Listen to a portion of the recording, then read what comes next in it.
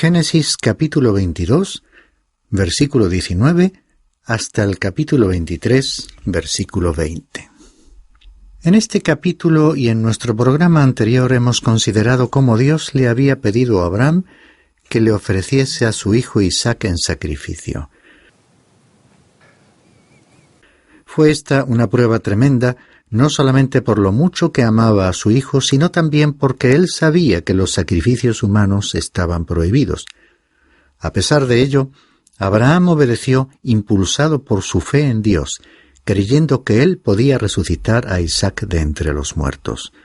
Cuando estaba a punto de ejecutar el sacrificio, Dios mismo detuvo su mano porque había demostrado su fe por medio de su obediente conducta.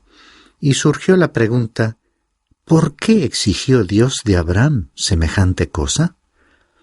Dios sabía la fe que había en su corazón y su predisposición a obedecerle, pero quiso probarle y demostrar a todos la fe de aquel que sería ejemplo para todos los creyentes, aquel a quien había escogido para bendecir a su pueblo y a todos los pueblos de la tierra.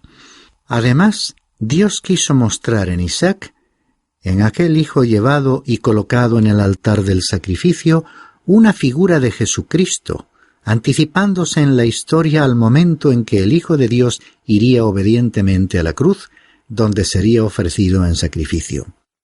Hemos visto que Dios proveyó un carnero para el sacrificio, un sustituto para Isaac. Pero Jesucristo, el Cordero enviado por Dios, murió por nosotros, por todos los pecadores, porque Él sería el Cordero de Dios que quita el pecado del mundo. El relato continúa en el versículo 19, que dice: Entonces Abraham volvió a sus mozos, y se levantaron y fueron juntos a Beerseba, y habitó Abraham en Beerseba. El resto del capítulo incluye información incidental sobre la familia de Abraham. Este había dejado a su hermano Nacor allá en la tierra de Harán. La línea de descendencia de Nacor no se sigue en la Biblia, aunque se cruzará con la descendencia de Abraham un poco más tarde, como comentaremos oportunamente. Llegamos así al capítulo 23, donde el relato nos lleva a la muerte de Sara y a la compra por parte de Abraham de la cueva de Macpela, donde le dio sepultura.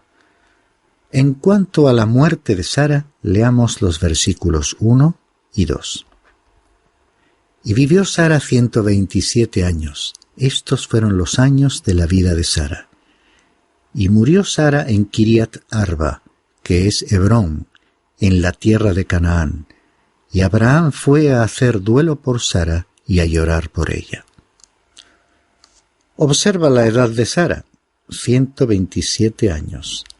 Tenía 90 años cuando Isaac nació, o sea que en el momento de su muerte, que aparentemente tuvo lugar algunos años después del ofrecimiento de Isaac, éste tenía 37 años. Se nos dice que Sara murió en Kiriat Arba, que era Hebrón, y Abraham hasta tuvo que comprar una cueva para enterrarla en la misma tierra que Dios le había dado. ¿Por qué no la habrá llevado a otro lugar? Porque su esperanza para el futuro estaba unida a aquella tierra. Al avanzar en la lectura del capítulo conviene destacar que, aunque tenemos aquí los arreglos para un funeral, lo cual no es necesariamente interesante, hay en este pasaje una gran verdad que sería importante examinar. Al continuar leyendo, vemos que Abraham compró un campo en Macpela.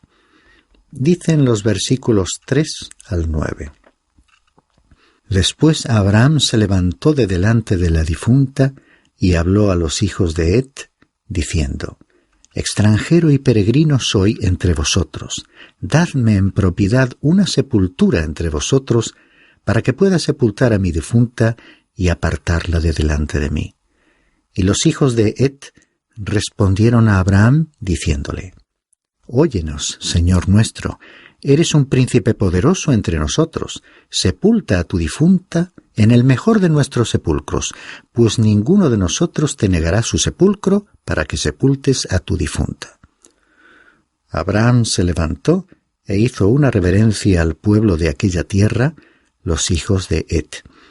Y habló con ellos, diciendo: Si es vuestra voluntad que yo sepulte a mi difunta, apartándola de delante de mí, oídme e interceded por mí con Efrón, hijo de Zohar, para que me dé la cueva de Macpela que le pertenece, que está al extremo de su campo, que en presencia de vosotros me la dé por justo precio en posesión para una sepultura.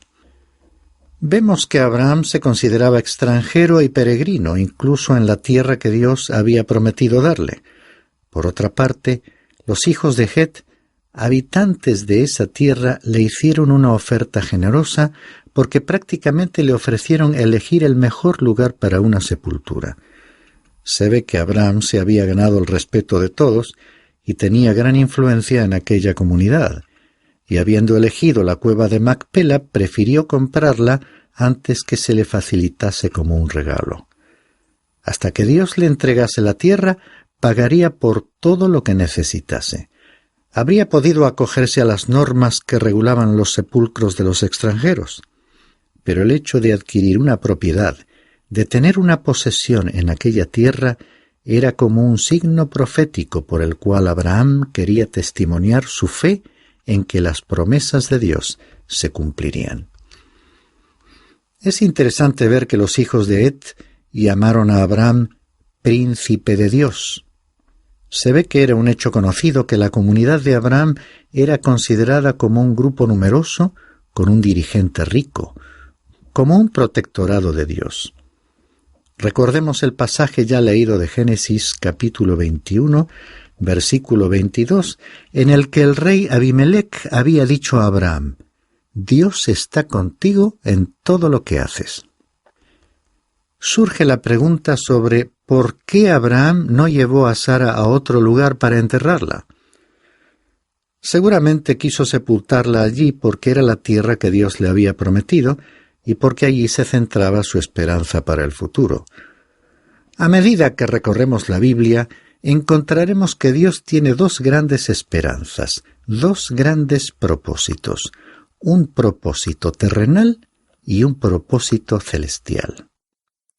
El propósito terrenal, el orientado hacia esta tierra en que vivimos, que se proyectará a la eternidad transformada en un nuevo modelo.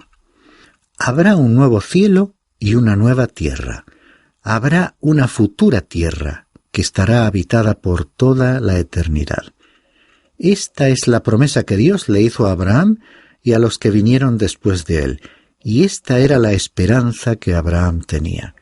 Por eso quería ser enterrado en aquella tierra, para que cuando llegase el día de la resurrección, Sara y él pudiesen resucitar en ese lugar.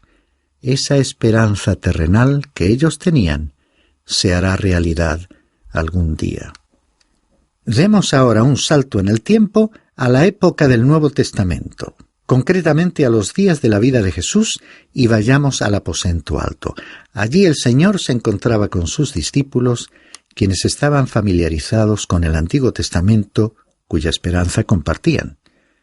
En aquella ocasión, registrada en el Evangelio según Juan, capítulo 14, versículos 1 al 3, Jesús les dijo: No se turbe vuestro corazón. Creed en Dios, creed también en mí. En la casa de mi Padre hay muchas moradas. Si no fuera así, os lo hubiera dicho, porque voy a preparar un lugar para vosotros. Y si me voy y preparo un lugar para vosotros, vendré otra vez y os tomaré conmigo, para que donde yo estoy, allí estéis también vosotros. Él les estaba hablando de lo que la Biblia llama la Nueva Jerusalén, que Él está actualmente preparando para ser morada eterna de la Iglesia. Esta enseñanza era nueva para sus discípulos y constituye la esperanza de los creyentes del Nuevo Testamento, no ya enfocada hacia esta tierra. En este caso se trata de una esperanza celestial. Para ver los términos en que se cerró el trato para la adquisición de la sepultura, leamos los versículos 10 al 18. Efrón estaba sentado entre los hijos de Het, Y Efrón heteo respondió a Abraham a oídos de los hijos de Het y de todos los que entraban por la puerta de su ciudad, diciendo: No, señor mío, escúchame. Te doy el campo y te doy la cueva que está en él. A la vista de los hijos de mi pueblo te la doy. Sepulta a tu difunta.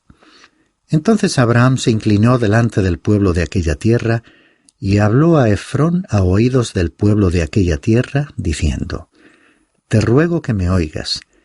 Te daré el precio del campo. Acéptalo de mí, para que pueda sepultar allí a mi difunta.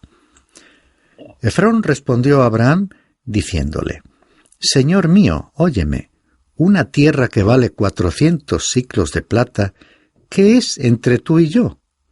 Sepulta, pues, a tu difunta. Y oyó Abraham a Efrón, y a Abraham pesó a Efrón la plata que éste había mencionado a oídos de los hijos de Het, 400 siclos de plata, medida comercial. Así el campo de Efrón, que está en Macpela, frente a Mamre, el campo y la cueva que hay en él, y todos los árboles en el campo dentro de sus confines, fueron cedidos a Abraham en propiedad a la vista de los hijos de Het, delante de todos los que entraban por la puerta de su ciudad. Destacaremos algún detalle histórico relacionado con esta negociación entre Abraham y Efrón. De acuerdo con el Código de Leyes de los hititas, generalmente respetado en aquella zona, un propietario debía continuar pagando un impuesto sobre su propiedad hasta que no se deshiciese totalmente de ella. Abraham habría intentado evitar vincularse a esta obligación comprando solamente la cueva, pero Efrón, para librarse de continuar pagando el impuesto sobre su propiedad, estaba dispuesto incluso a regalarla. Al final, la negociación se cerró y Abraham fue constreñido a comprar no solo la gruta, sino también el campo con sus árboles y todo lo que allí se encontraba. El hecho de convertirse a todos los efectos en un propietario legal de una finca en la tierra de Canaán implicaba no solo el pago del impuesto correspondiente, sino además el reconocimiento de la legalidad vigente sobre aquella tierra que Dios le había prometido como heredad. En conclusión, Abraham compró la cueva de Macpela y el terreno de Efrón para sepultar a Sara. En los últimos versículos del capítulo encontramos la última mención al entierro de Sara. Después de esto, Abraham sepultó a Sara, su mujer, en la cueva del campo de Macpela, frente a Mamre, esto es, Hebrón, en la tierra de Canaán. Y el campo y la cueva que hay en él fueron cedidos a Abraham en posesión para una sepultura por los hijos de Het. Aparentemente este lugar se encuentra actualmente debajo de la mezquita que se edificó en Hebrón, que está considerada como la segunda o la tercera en orden de importancia en el mundo islámico. Esta preponderancia se explica porque los árabes remontan su descendencia a Abraham. A partir del año 1268 de nuestra era, se ha impedido a los cristianos, salvo raras excepciones, el acceso a la mezquita y a la cueva donde además de Sara estarían sepultados Abraham, Isaac y otros importantes personajes como Rebeca, Lea y Jacob, acerca de quienes leeremos más adelante en nuestro estudio bíblico. Podríamos pensar, como muchos hoy en día, que para aquellos personajes tan significativos todo terminó en aquella sepultura, pero no es así, ni para ellos, ni para nosotros, ni para ningún ser humano de cualquier época que sea. En un día futuro, aquellos personajes se levantarán del polvo para unirse a la Iglesia de Cristo, a los creyentes verdaderos de todos los tiempos. Todos aquellos que tuvieron y que tenemos la misma fe de Abraham, de Sara y de tantos otros, resucitaremos de entre los muertos. El Señor Jesucristo mismo dijo, según el Evangelio según Mateo en el capítulo 8, versículo 14. Vendrán muchos del oriente y del occidente, y se sentarán a la mesa de Abraham, Isaac y Jacob en el reino de los cielos. Cuando el ser humano muere, el espíritu vuelve a Dios, y aquí en esta tierra queda el cuerpo, que es una morada temporal, que se deshace, pero queda esperando el momento de la resurrección. Los creyentes en Cristo Jesús que hayan muerto tendrán un cuerpo transformado y recibirán nuevamente a su Espíritu. Esta es la esperanza del pueblo de Dios que ha consolado y conforta a los creyentes de todos los tiempos que esperan el día de la segunda venida de Jesucristo, cuando el primer gran acontecimiento será la resurrección de los muertos. El apóstol Pablo nos lo explicó muy bien en su primera carta a los tesalonicenses, describiendo también la experiencia de los que no hayan pasado por la muerte. En el capítulo 4, versículos 16 al 18. Pues el Señor mismo descenderá del cielo con voz de mando, con voz de arcángel y con la trompeta de Dios, y los muertos en Cristo se levantarán primero. Entonces nosotros, los que estemos vivos y que permanezcamos, seremos arrebatados juntamente con ellos en las nubes al encuentro del Señor en el aire, y así estaremos con el Señor siempre. Por tanto, confortaos unos a otros con estas palabras. Estimado oyente, seguramente habrás experimentado los instantes dolorosos que todos vivimos cuando la muerte pasa cerca nuestro, arrebatándonos a un ser querido. El tiempo transcurre y suaviza el impacto y el desgarramiento que sentimos, aunque queda el vacío, que nada ni nadie puede llenar. Por otra parte, las enfermedades o dolencias graves que podamos sufrir crean en nosotros un sentimiento de inseguridad, al demostrarnos nuestra fragilidad frente a la vida.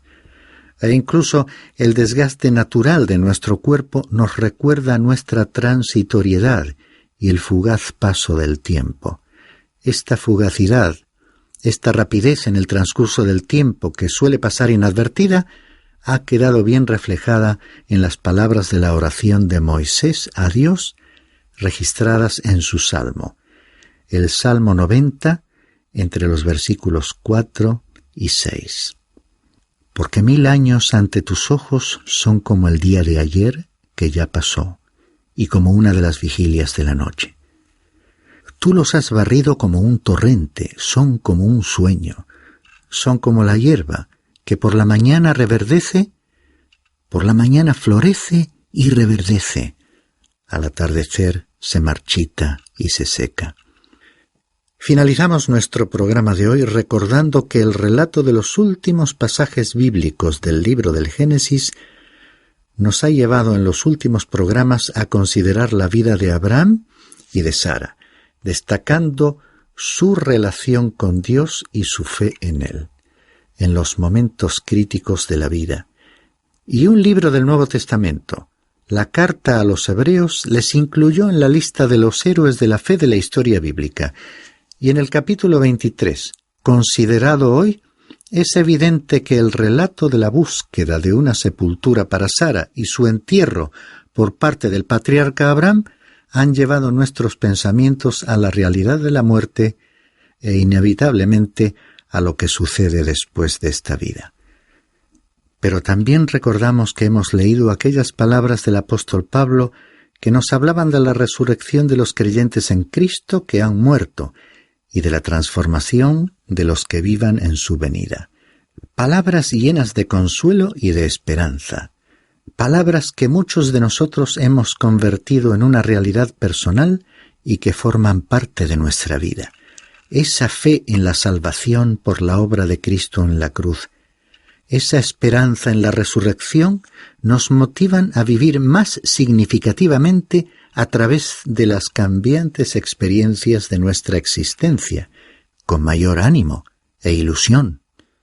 De la misma manera, nos preparan para afrontar el paso de esta vida a la otra, a la vida eterna, fortalecidos por esa fe, animados por esa esperanza. Es por ello que quisiera preguntarte ahora, al despedirnos, ¿tienes tú esta fe? ¿Es esta tu esperanza?